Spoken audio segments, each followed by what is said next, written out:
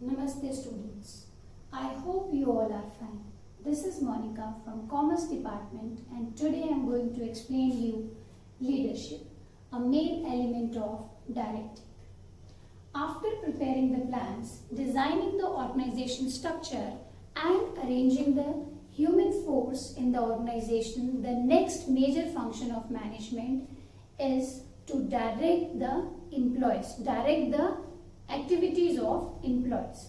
So, directing aims to ensure that all the activities which are performed by the employees are mobilized toward the achievement of goal, or you can say towards the organizational goal. So, directing is the process, or directing refers to the process of instructing, influencing, motivating, guiding and leading the people in the organization to achieve the common goals.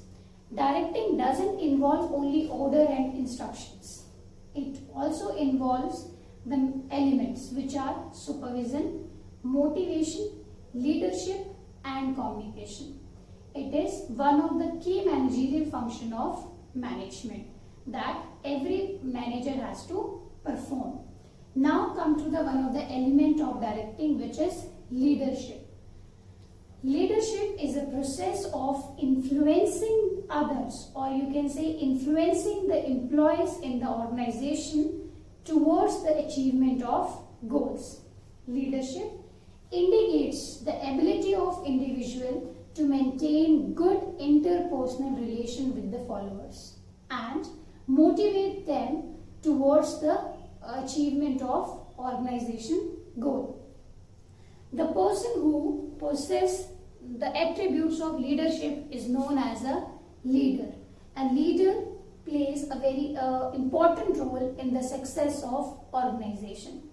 Now here are some features of leadership. A very first feature, leadership indicates to influence the behavior of others. Second is, it aims to bring change in the behavior of others. See, with the influence, the leader can change the behavior of person so that the person behaves according to the leader. Third is interpersonal relation. Yes, it indicates the ability of individual, that person can influence other, the person can make a good interpersonal relation between the leader and the follower. That is a leadership. Next, yes, it aims, or you can say the leadership exercise to achieve the common goal of the organization. And yes, leadership is a continuous process. There is a need of continuous giving instructions and influencing the behavior of others. That comes under leadership. So, leadership helps in influencing the behavior of people toward achieving organizational goals. These are the feature and the concept of leadership. Now, manager and leader, the two terms we are using in business. Manager, who helps in achieving the goal efficiently and effectively, and leader, who has the ability to influence the behavior of person. Now, what is the main difference between the manager and the leader? See, manager focus on achieving the organizational goal and influencing the behavior of a employee. But under leader, the person focus to satisfy each and every person in the organization. Manager, a manager should be a leader, means the manager has the ability to influence others, ability to lead others. But a leader, it's not necessary to have a manager also, because in informal groups, a non-manager person can be a leader. So, in conclusion, we can conclude that the manager should have a quality of a leaders, and it's rightly said all managers are leader, but not all leaders are manager. Now the question arises, what type of qualities a manager should have? And next we will do the qualities of a good leader.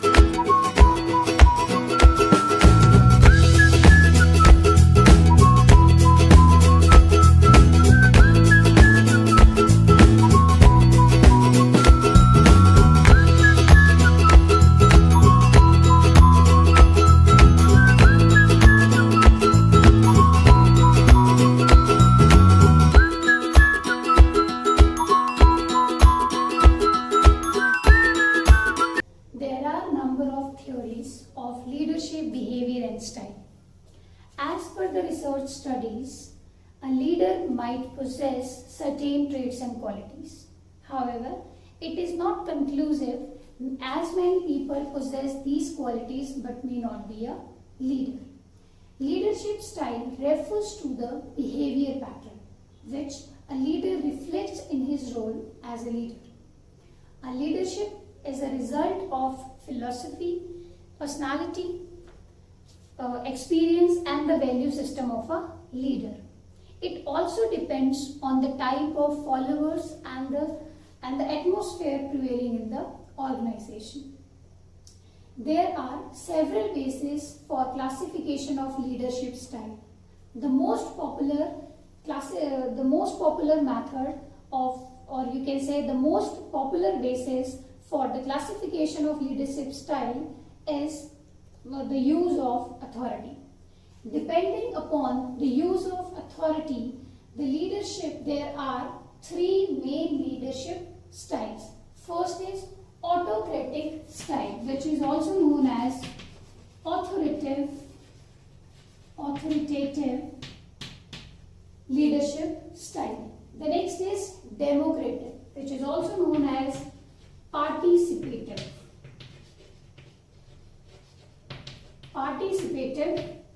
leadership style. And the third is laissez-faire style of leadership, which is also known as free rein leadership style.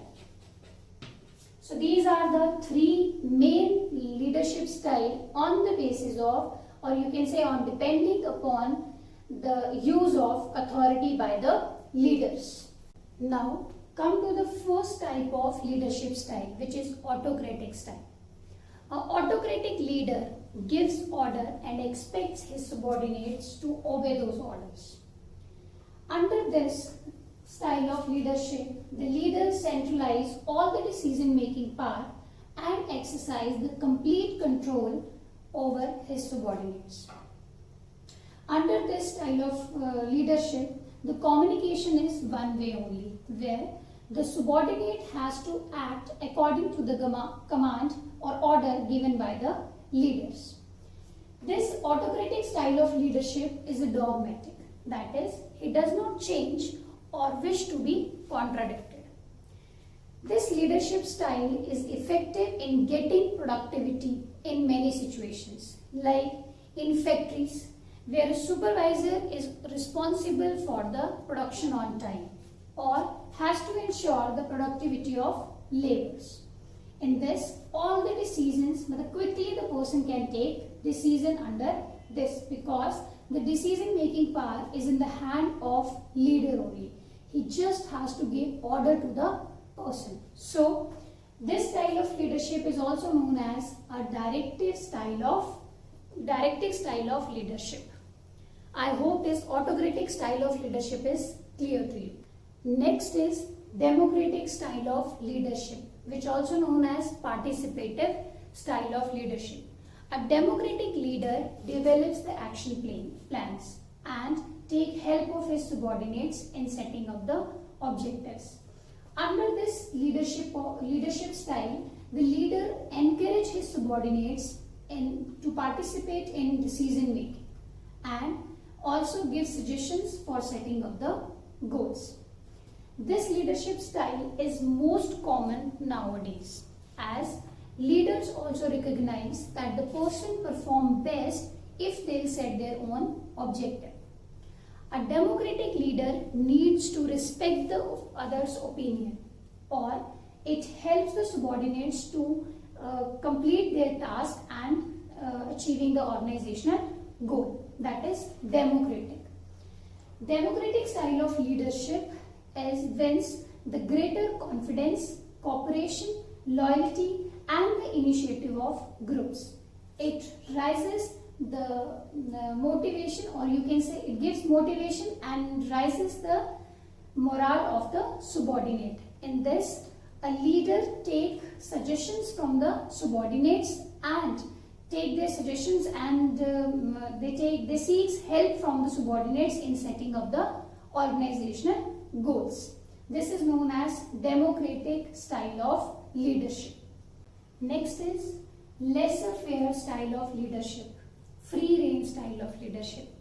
A laissez-faire or a free rein leader does not believe in use of power unless it is absolutely essential.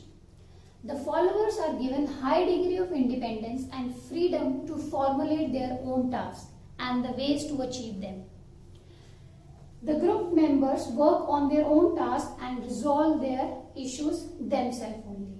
The leader is there only to support them and supply them the necessary information or the necessary things which are required to perform a task. This leadership style is known as a laissez-faire. It means no interference in the affair of others. This laissez-faire leadership style is a more non-leadership style than a leadership style. In this, the leader gives all his authorities to his subordinates. All the decision-making powers in the hand of subordinates only. This style is effective when the leader is leading a highly motivated and skilled people team, where the persons performed very well in the past. Then only a leader gives all the decision-making power in the hand of the subordinates. In this style of leadership, the people are free to set their objective, free to take any decision, and free to perform their task. This is known as laissez-faire style of leadership. Just have a look of different leadership styles on the basis of authority. See, in first, autocratic, or you can say directive style of leadership, in which only leader is passing the orders to the subordinate. Only leader. All the decision making power is in the hand of leader only. Under second style, participative style or democratic style of leadership, in which the decision making power is in the hand of leader, but he is consulting before taking the decision. Consulting with all the members. Clear? Means he encouraged all the participants, subordinates, to participate in decision making. The third, in which there is no role of leader. All the participants are free to take all kind of decisions. So these are the three styles of leadership. I hope this topic is clear to you. Thank you.